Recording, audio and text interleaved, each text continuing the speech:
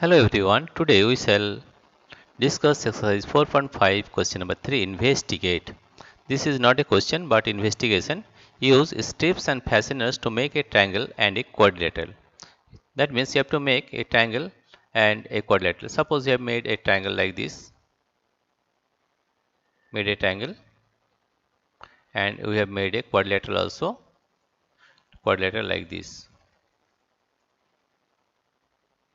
right? With fasteners, or you can use also strips. Try to push inward at any one vertex of the triangle, right? These are the vertex of the triangle. If we push here or push at this vertex or push at this vertex, what will happen you will see, right? Do the same to the quadrilateral. If we try to push at the vertex of the triangle, what will happen?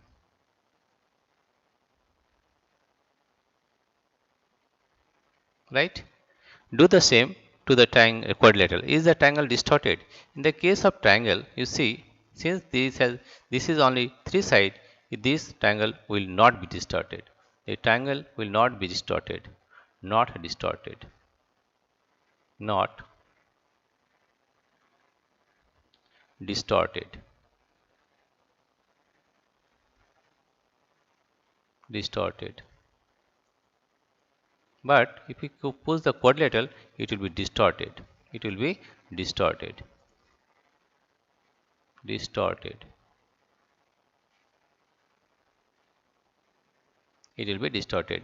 Now the question, is the quadrilateral distorted? Yes, the quadrilateral will be distorted. Is the triangle rigid? Yes, in the case of triangle, the triangle is rigid. Okay, since it has three sides, it is more stable than that of the quadrilateral, right?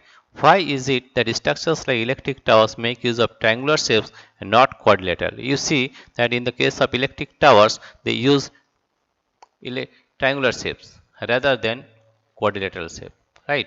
Why? Because we have seen here that if you press at the vertex, the triangle will be more rigid than the quadrilateral, right? Therefore, they use, in the case of electric towers, the triangular shapes rather than quadrilateral. Why? Because triangular shapes are more rigid than that of quadrilateral. You can do this at home. This is the solution of question number 3.